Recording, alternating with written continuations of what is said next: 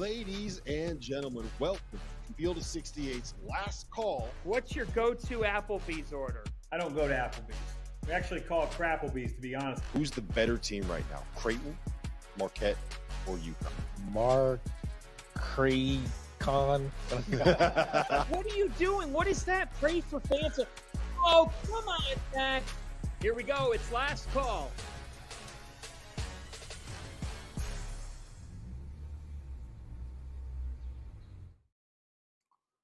All right, welcome to Last Call on Stadium. And remember, drop your questions in here. We'll try to get to as many as we can. I'm Jeff Goodman here with Josh Passner, here with John Henson. And let's get things rolling right away, guys. And we have a question from Trev. Should Naquan Tomlin be allowed to play for Memphis this semester? All right, let's give a little background here on Naquan Tomlin, who he is. Kansas State, he averaged about 10-5 last year for an Elite Eight team. He was suspended, hasn't played a game yet this year because he had an off-the-court issue, an altercation at a bar. There was also another off-the-court issue as well involving an agent. And he was dismissed last week by the president of the university. That's who ultimately made the decision. Kansas State thought they were going to get him back, didn't. And then he goes in the portal days later and commits to Memphis, Josh's old stomping ground, this morning. Memphis has Penny Hardaway as the head coach, but they have a guy named Slick Rick Stansbury, as their assistant coach. And he is one of the most feared recruiters in the country. And after we get to this Tomlin question, I want to get one from Josh from myself. But Tomlin is at Memphis right now. Should he be allowed to play this season, Josh, at Memphis? I mean, is this something, I don't know if it's unprecedented or not. I can't remember a situation like this. Usually when you transfer in the middle of the year, you're not eligible a week later at a different spot.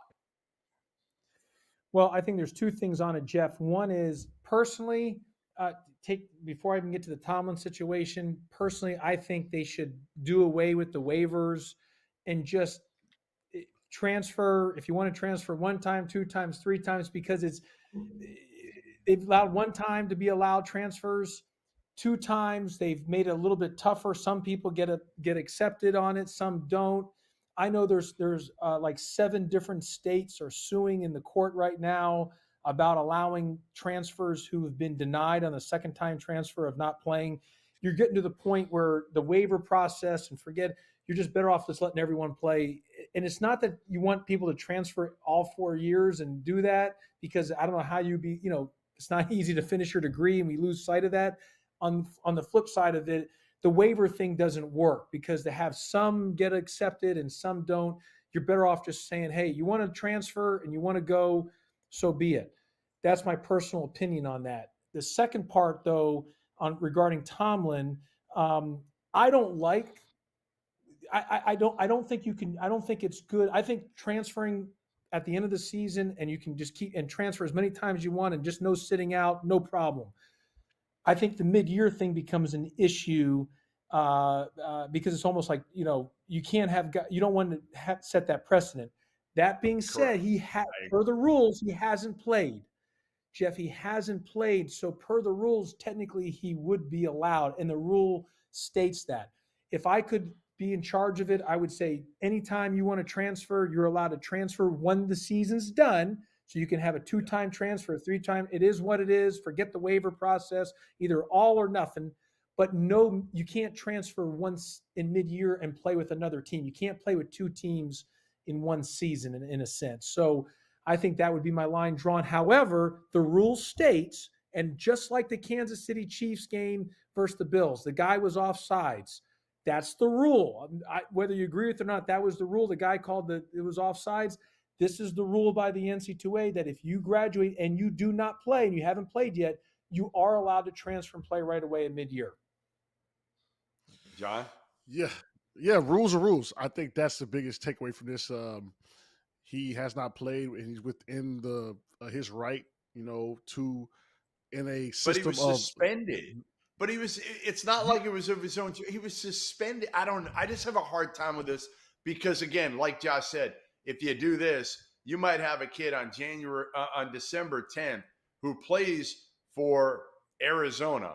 And on December 17th, he's playing against you for UCLA. But you can't do I, that. You can't if he played, you're not allowed to do that. That's the thing. So he I think can't play December 10th and then play another team in, December 17th. in good, and I don't, I think he was planning on playing with Kansas. It wasn't like he was trying not to play for them. They said, "Hey, sorry, True.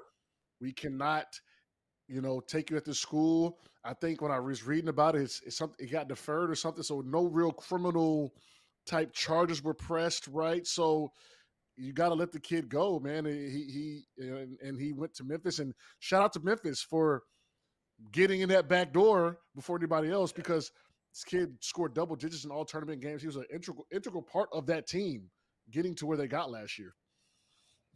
All right, Josh. My question to you before we get to the next question: who was the one guy you were recruiting? You were in a gym, and one coach walked in that gym, and you just said to yourself, "I'm out of here. There's no way I'm gonna win this battle. I'm out. I'm out. I'm tapping out of this recruitment." Well, I mean, look, I have a different perspective on that because of where I've been. I was an assistant at Arizona, and you're trying to recruit guys like John Henson, where you're just trying to get the very best of the best. So you're in a circle. So I was an assistant with Coach Olson and assistant with Coach Calipari. I was fortunate so you're pretty much dealing with the same 5 to 7 schools in that inner circle of dealing with those recruits. And then when I got the head job, I was trying, which we had great recruiting classes to start, and you're trying to, duplicate that. And then when you're at Georgia Tech, it's a different deal because of the academics. What I would tell you though, in that initial stage, when you're dealing with at Arizona's assistant and even at Memphis with Coach Calipari, I always felt that, and there's a lot of great recruiters, but Roy Williams, especially when he was at Kansas and that part of North Carolina, I mean, he was hard to beat. I mean, he worked like an assistant, and I always thought he was great when he got involved with the guy, and just the name of Carolina also behind him, plus with his work ethic, I thought he was hard to beat on a lot of recruits. Anytime when we were dealing with recruits, especially when I was an assistant coach, he was a hard guy to beat.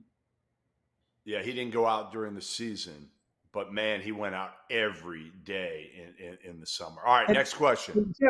Jeff, let me just say one thing on the Tomlin kid, because I know, with how Memphis' connection, I know, and Penny Hardaway and obviously Rick Stansbury, but Jordan Verhulst, who's the video coordinator there, he was an assistant at Chipotle Junior College when Tomlin was there. I think that was the quickness of the connection. When Tomlin got let go of Kansas State, Jordan Verhulst's connection to him, they jumped on it right away, and I think he felt a connection with Verhulst because he was his assistant at Chipotle Junior College, and I think that helped to get that quick connection right to Memphis, and it was done quick because the kid wants to play right away, and that was part of the connection. Man, you don't get insight like that anywhere else. Jordan Verhulst. And Slick Rick. The combo, I think, is probably pretty tough to beat on that one. All right, next question. Rick Stansbury is one of the best to do it. And Jeff, he's also a really good basketball coach. He does not get enough credit for he won a lot of games at Mississippi State. Good. His teams were always well coached. Same thing at Western Kentucky. They went to the championship in the conference 3 different times. He's as good of a recruiter as he is. He's a really good basketball coach, underrated basketball coach. All right, next question. Jimmy D. This is an interesting one. We'll go Henson because I don't know if Josh going to have enough time. We got 2 minutes on this one. If you're in the lottery next year, do you take Bronny just for the opportunity to get LeBron or possibly extort the Lakers for other assets? Nah, man. Bronny's not that good at the moment to be backdooring channels and extorting people are probably just going to close the door because in the next year who knows where the Lakers are going to be. So I'm going to say that.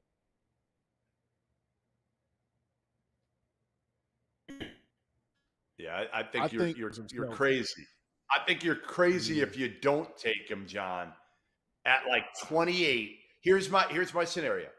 You're the Celtics. You're drafting 29. You take Bronny James, and you say to yourself, "I'm going to add LeBron on a minimum, on a low money contract because, and if not, I'm going to extort the Lakers or whatever team.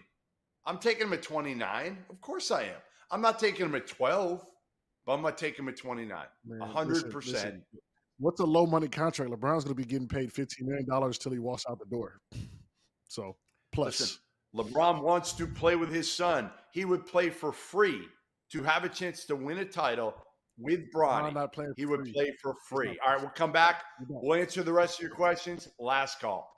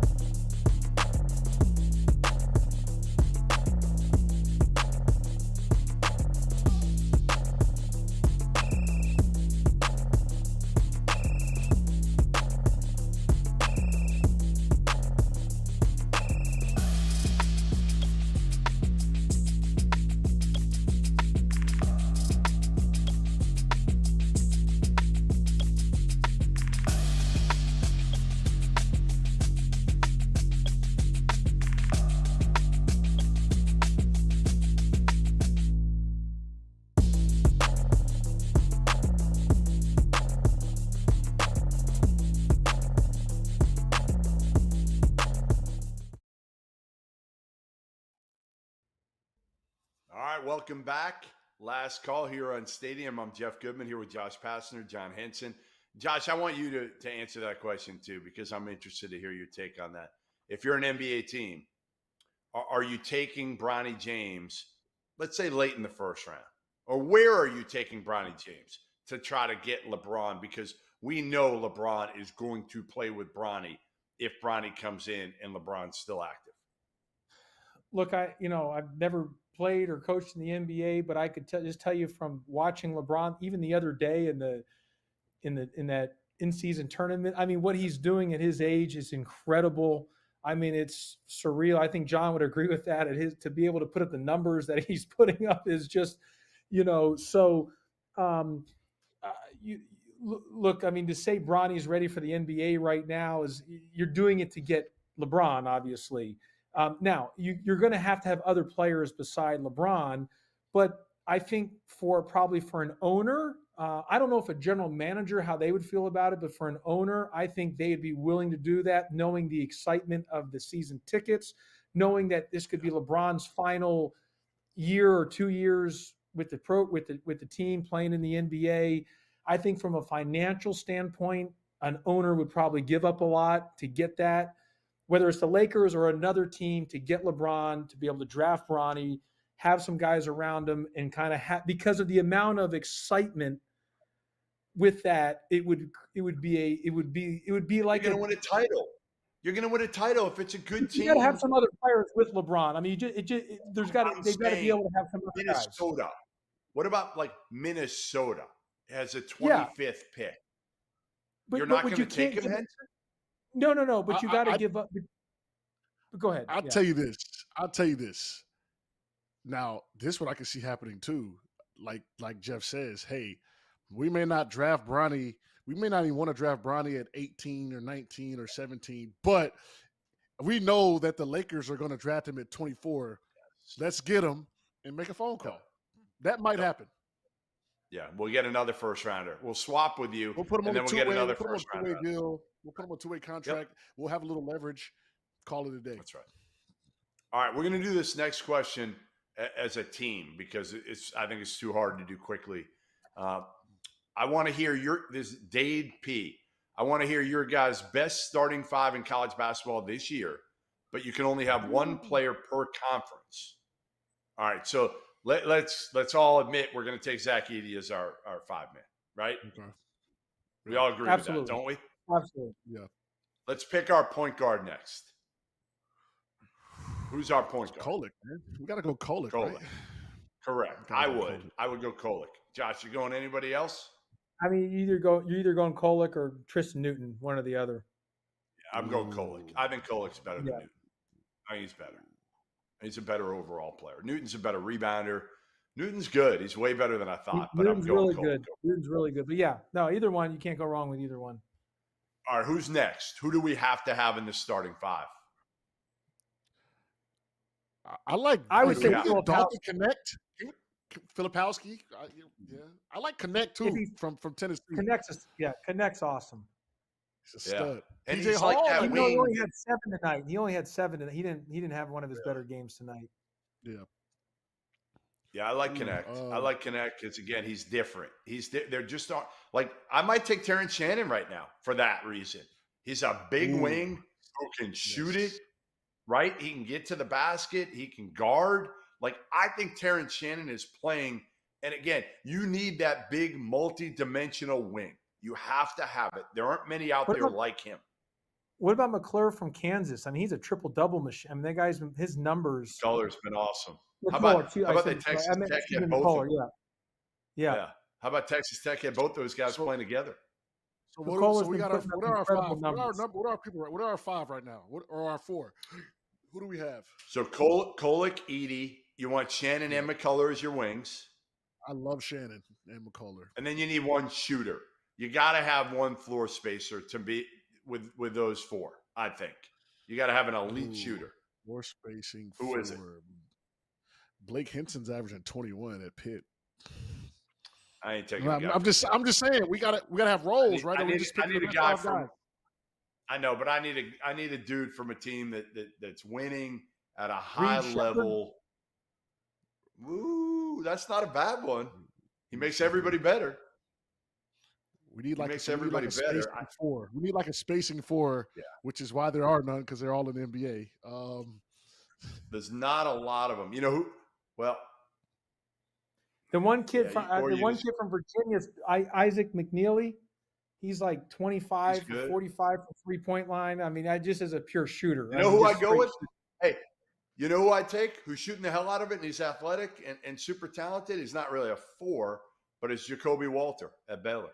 And I just go Kolek, 3 big wings, 3 wings who can all put it on the floor.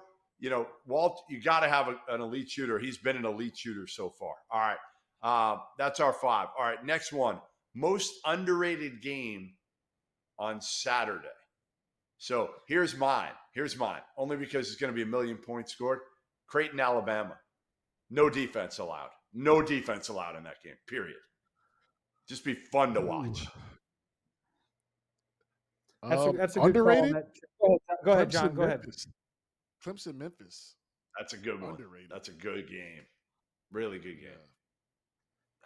I was going to say Clemson, Memphis. I think that's a great game. But the other one, and also since John said that, it's an interesting game. I don't know if it's an underrated game, but 2 blue bloods in Kansas, Purdue, or Kansas, Indiana.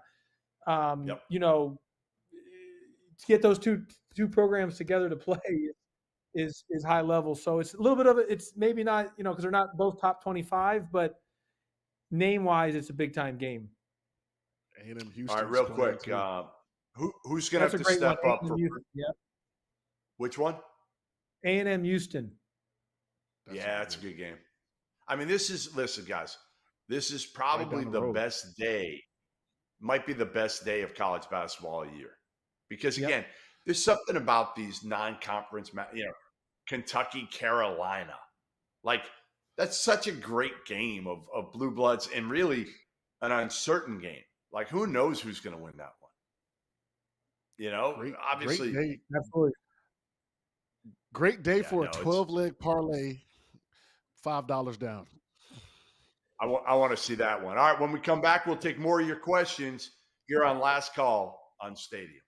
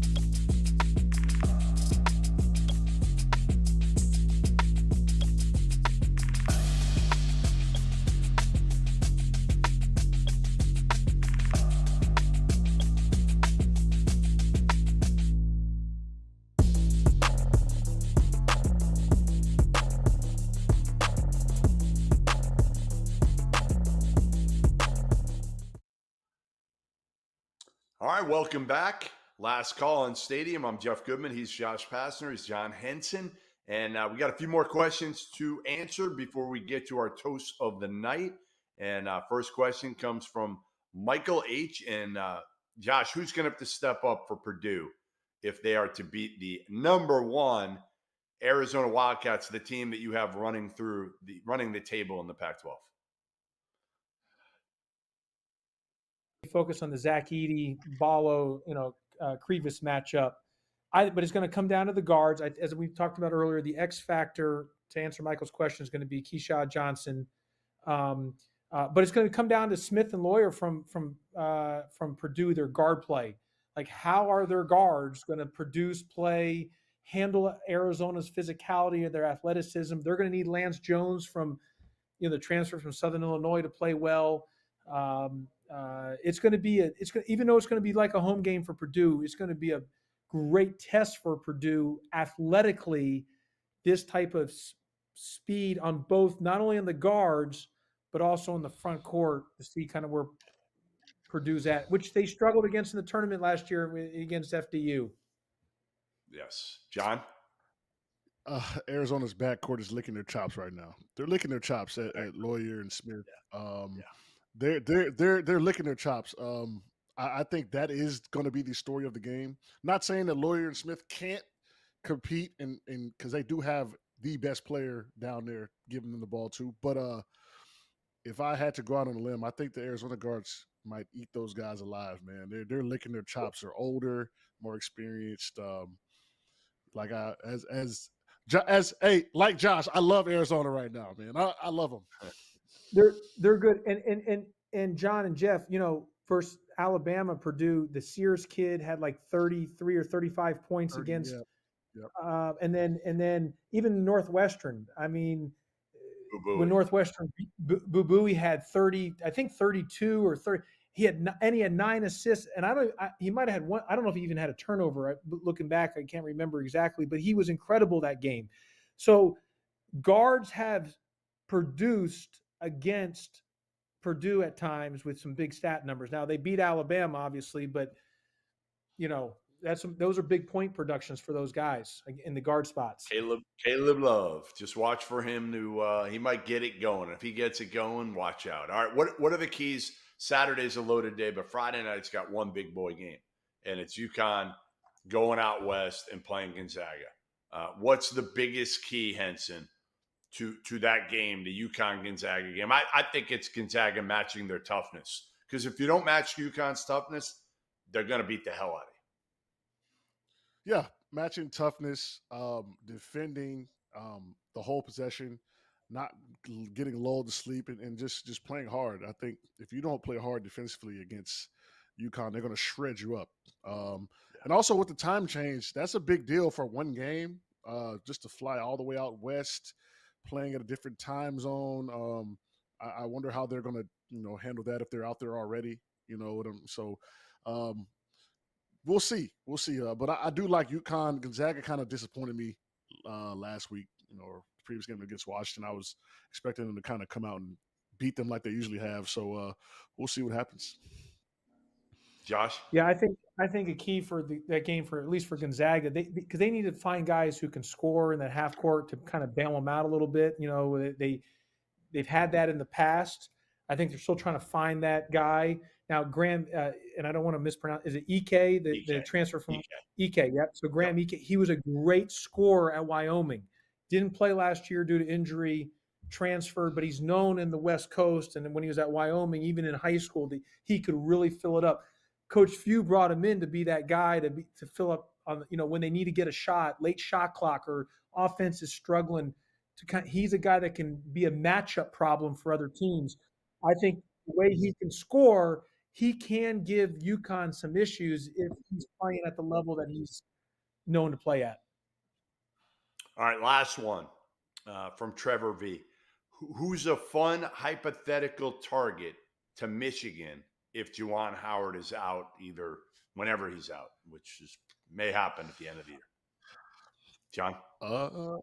I'm gonna go let's do Porter Moser. Jordan locked in. He's already got the plugged in with those guys. He's got Oklahoma running, playing hard, playing well. So I'm gonna go him if I had just off the top of my head. My name, Josh, I'm not going to force you to put a name in here. John Sanderson was wrong to say, if that's what is true, what happened, that was not right for anyone on their staff to say that about their program. But yes, I'm not going to indulge. Right. I know you're not. You can leave that to me. I will say, here's a name. I don't think Nate Oates, who's from Detroit, whose name will be thrown about, can take it because I think his buyout is too high. Former Detroit high school coach. I will say his buddy, TJ Otzelberger at Iowa State, is a name to watch for Michigan. I think he could be somebody. Dusty May, his name will probably be out there from FAU, but I think he waits because of Indiana. All right, real quick. Toast of the night, real quick for me. Kevin Willard got hurt tonight with his knee, run into by a couple players. That's my toast. Josh, real quick. Bronny James, a couple days ago, cardiac arrest, back on the floor. Amazing story. Life is beautiful. Henson. I'm going to go USF for Zimmerman, the basketball program. Shout out to my Tampa USF Bulls. Thanks. Beat Florida State, quarter 100 tonight. Let's go. We'll see.